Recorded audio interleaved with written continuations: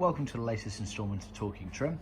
I'm Jonathan Skinner, and today we are looking at the tonneau cappings for the Triumph TR2 up until the end of the TR3B. So they remained unchanged during all of that era. They were soft aluminium originally, and that is what we supply as the aftermarket. So imagine I'm looking from the front of the car backwards. We've got over here the right hand tonneau capping that bends round. You then got the centre, which goes from left to right, and then the left hand tonneau capping. So this is the aluminium metal part that we supply, pre-bent on both the top curve and then the back curve, as you can see there. The right hand is exactly the same, albeit a mirror image, and then the centre has a gentle curve to it, and again the top part is curved. You have the pilot holes on them as well, as you can see, as well as there on the left and right.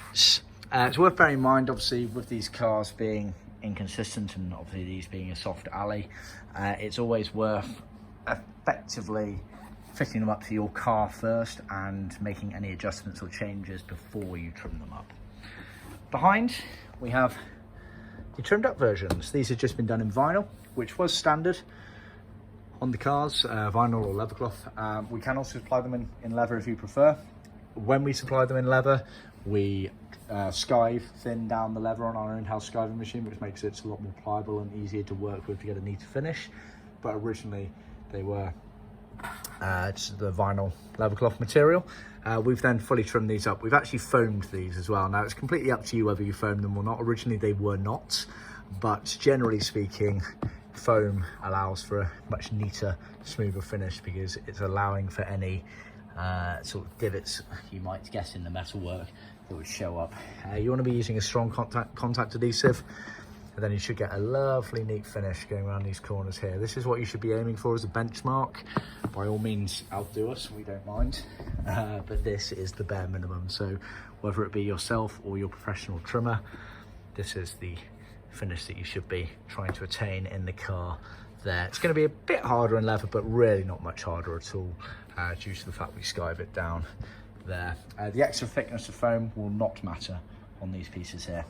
Now, to show you where they go in the car, you've effectively got your left there, your right there, and your centre here. Obviously that is not the panel we're looking at because it's always covered up by the hood frame envelope cover, so you barely see them when they're all in the car, which is why standardly they were in vinyl, because they're not really seen. Unfortunately I can't get you a proper picture because, like I say, the hood frame envelope cover is hiding it, but that's where they sit in the car there.